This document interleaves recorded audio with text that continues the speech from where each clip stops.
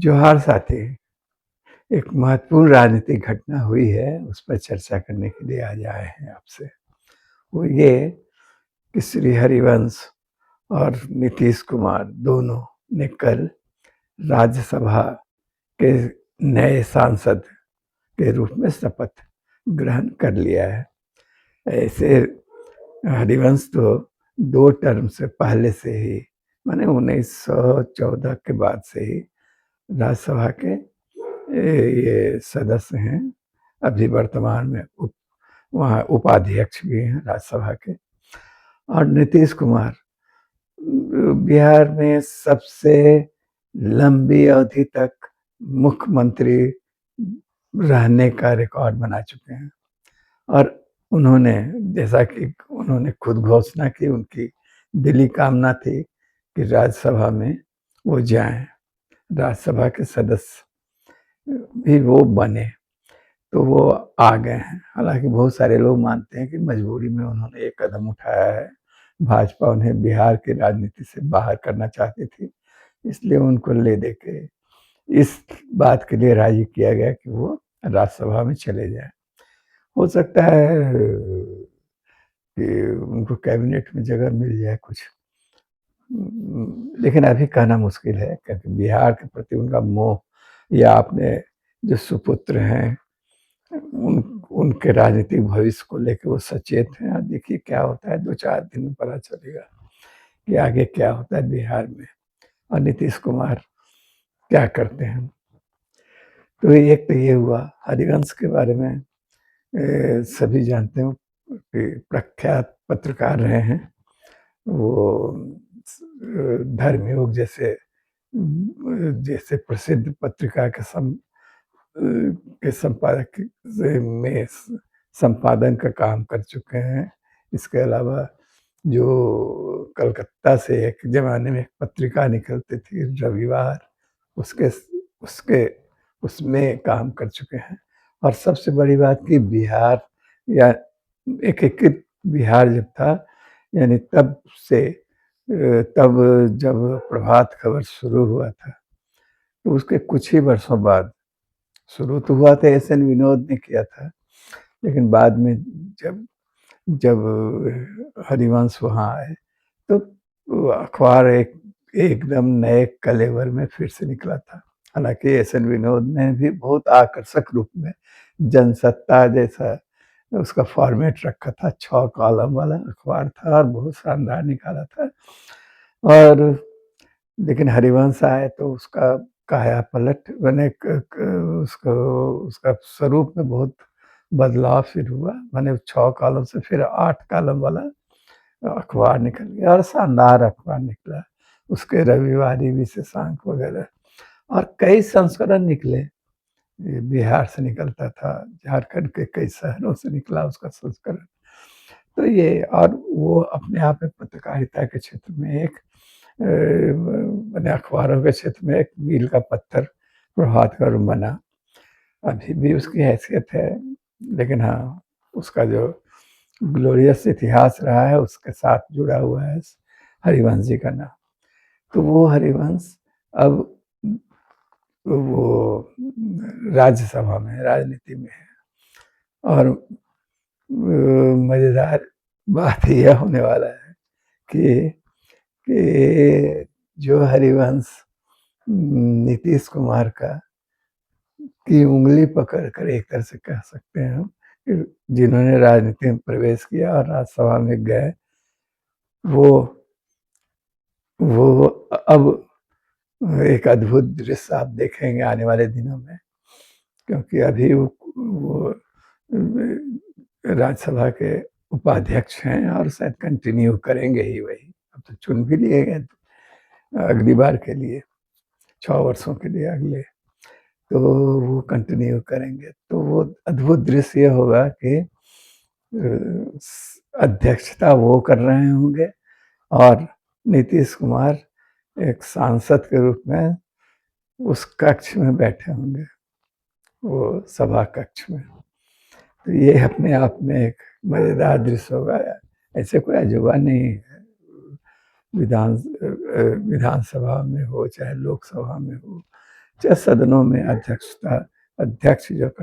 अध्यक्षता करते हैं, और बड़े-बड़े दिग्गज पॉलिटिशियन जो है वो सभा कक्ष में रहते हैं। इसमें ऐसा कोई खास अचंभे वाली बात है, लेकिन हाँ, हमको सोच के थोड़ा मजा आया कि वो दृश्य कैसा होगा कि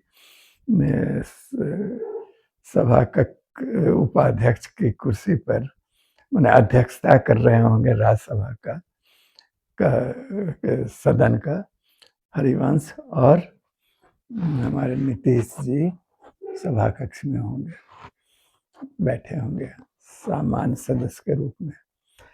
तो ये अपने आप में है, ये ऐसा कैसे हुआ है इसको, कि जैसा कि बताए आपको कि यह सब लोग जानते ही हैं कि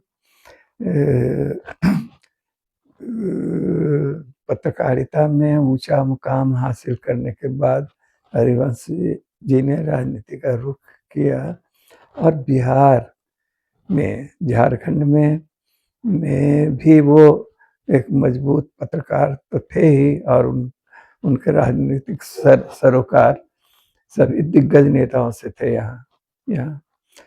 और वो आदिवासियत माने आदिवासी समाज के बारे में विस्तृत वो जानकारी रखते थे, और यहाँ के घटनाक्रम को, यहाँ के को देख रहे थे। जिस समय अलग राज्य का गठन हो रहा था वो सब देखते रहे थे, और उन्होंने बहुत शानदार विशेषांक भी निकाला था राज्य के गठन के वक्त। या वो उस समय एक जो है बहुत खूबसूरत था, वो पूरे आदिवासी समाज के बारे में और यहाँ के विकास के बारे में, इस विकास की संभावनाओं के बारे में, यहाँ की खनिज संपदा के बारे में, यहाँ मैंने हर पहलू से उसमें विचार किया। यहाँ की संस्कृति के बारे में, सांस्कृतिक वैशिष्ट के बारे में सारा कुछ था, और उसमें एक बहुत बड़ी टीम लगी थी।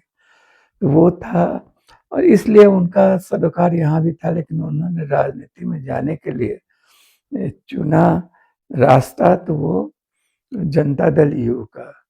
वो प्रधान संपादक थे, और वहाँ थे पटना के अंक में, पटना में भी उनका समय काफ़ी बीतता था, हालांकि उनका केंद्र यहीं था रांची में, लेकिन वो पटना में भी रहते थे। और कहिए तो विकास पुरुष की छवि जो नीतीश कुमार की बनी है, इसको बनाने में उन्होंने एक ज़माने में बहुत महत्वपूर्ण भूमिका निभाई थी। और एक कॉमन बात भी था कि हरिवंश भी समाजवादी खेमे से आते हैं, उनका जुड़ाव रहा है, और नीतीश भी थे लोहियावादी कहिए आप, लोकदल के मार्फत से आए थे चाहे वो। तो कुल मिला के जो नीतीश कुमार और इनमें एक सामने ये रहा वैचारिक रूप से कि दोनों समाजवादी खेमे से जुड़े रहे थे, तो उनको सुविधाजनक रहा होगा कि राजनीति की पारी वैसे ही इनके साथ ही खेला शुरू किया जाए। और जो भी हो, वो उन्होंने जो नीतीश कुमार को विकास पुरुष के रूप में स्थापित करने में, या बिहार में नीतीश के चलने वाली सरकार को ग्लोरीफाई करने में जो भूमिका निभाई, उस शायद ये इसकी वजह से उनको जनता दल यू ने राज्यसभा में भेजा था। जनता दल माने जदयू के कोटे से वो राज्यसभा में पहली बार गए थे, और दूसरी बार भी वो वहाँ रहे। लेकिन इस बार चीज़ें बदल गई हैं इस बीच, और वो ये कि इस बार जनता दल यू ने नहीं, बल्कि उनको उनका मनोनयन राष्ट्रपति ने किया है, द्रौपदी मुर्मू ने राज्यसभा के लिए किया है। और ये एक सामान्य समझ की बात है कि राष्ट्रपति जो मनोनयन जिसका करते हैं, वो वो वो वो उस उनके सहमति और उनके इशारे पर, या उनके जिस जिस पार्टी के द्वारा वो राष्ट्रपति बनाए जाते हैं, यानी भाजपा भाजपा के सपोर्ट से एक तरह से वो बन गया है। कहने के लिए वो मनोनयन हुआ है, लेकिन वो एक तरह से और भाजपा समर्थित राज्यसभा में इस बार जो बने हैं, तो वो प्रत्याशी रहे थे और हैं और बने अब। तो उनका मनोनयन हुआ है, तो इसलिए नीतीश और ये नीतीश और हरिवंश दोनों ने शपथ ली है, दोनों राज्यसभा में गए हैं, लेकिन दोनों के रास्ते अब अलग-अलग हैं। रास्ते अलग हैं ना, वैचारिक दूरी भी दोनों में है, बन गई है, साफ तौर से दिखाई देता है, क्योंकि नीतीश कुमार ने भाजपा के साथ काम जरूर किया और भाजपा के समर्थन से बिहार में सरकार चलाई लंबे अरसे तक, 1 दशक तक, यानी 14 से के बाद से ये 24 मैंने अभी तक चलाया है उन्होंने सरकार। लेकिन उसके बावजूद भाजपा की जो छवि है एक कट्टर हिंदूवादी पार्टी की, या एक उसको जो आलोचक जैसा कहते हैं सांप्रदायिक पार्टी की, सांप्रदायिकता या मुस्लिम विरोध जिसका एक मजबूत आधार रहा है उसकी राजनीति का, नीतीश वैसे नहीं है। वो समर्थन तो लिए जरूर, इस्तेमाल किए, जैसे भाजपा उनका इस्तेमाल कर रही थी अपना पैर जमाने बिहार में, और अंततोगत्वा नीतीश को पराभूत ही कर दी, यानी एक तरह से पूरी तरह काबिज हो गई है। जो बहुत वो जो संख्या बल इस बार उसने प्राप्त किया है विधानसभा में, वो सब जनता नीतीश के समर्थन के ही बदौलत। नीतीश जिस तरह से सींचते रहे इनडायरेक्टली भाजपा को, उसका खामियाजा भुगते हैं कि उनकी सीटें घट गई, उनका मुख्यमंत्री पद छिन गया, वो राज्यसभा बिहार की राजनीति से बाहर कर दिए गए। हालांकि देखिए 2-4 रोज में क्या खेल और होता है, वो तो भविष्य के गर्त में पता चलेगा। लेकिन ये दूसरी तरफ हरिवंश जी जो समाजवादी खेमे से आते हैं, लोहिया गांधी जयप्रकाश से जुड़ा अपने को बताते रहे हैं और कहते रहे हैं। चंद्रशेखर जब मुख्यमंत्री थे तो वो उनके पीए भी बने थे, उनका क्या कहते हैं उसको, प्रेस सलाहकार या जो भी हो, तो उसमें भी रहे थे चंद्रशेखर जितने दिन प्रधानमंत्री रहे। तो वो चले गए थे, मैंने प्रभात खबर का रोजमर्रा का काम छोड़ के वहाँ दिल्ली शिफ्ट कर गए थे उतना दिन तक, और चंद्रशेखर जब काम का पतन हो गया, हट गया, तो फिर वापस चले आए थे। तो वही हरिवंश और जो उनकी जो शुरुआती विचारधारा रही, चाहे जो उनका राजनीतिक दर्शन रहा, वो समाजवादी विचारधारा से प्रभावित थे और वो बताते भी थे ऐसा अपने को।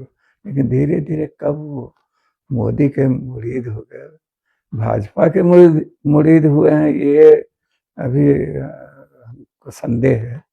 लेकिन हाँ, उन्होंने जैसे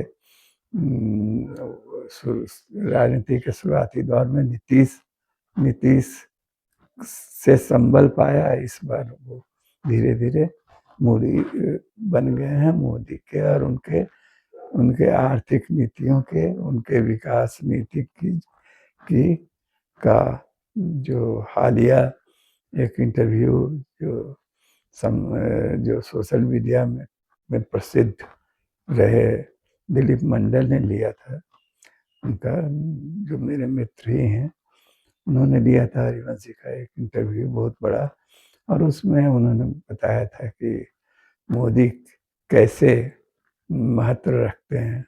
उनका जो उनका जो विकास दृष्टि कैसे कितनी बेहतर है, और उसी में भारत का भविष्य है।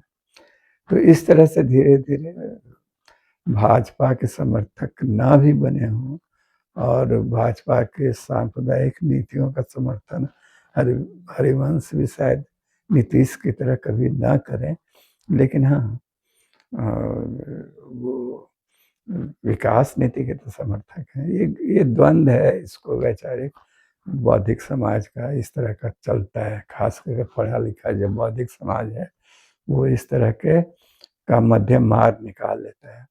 राजनीति में सफल होने के लिए, जगह बनाने के लिए थोड़ा बहुत समझौता करना पड़ता है।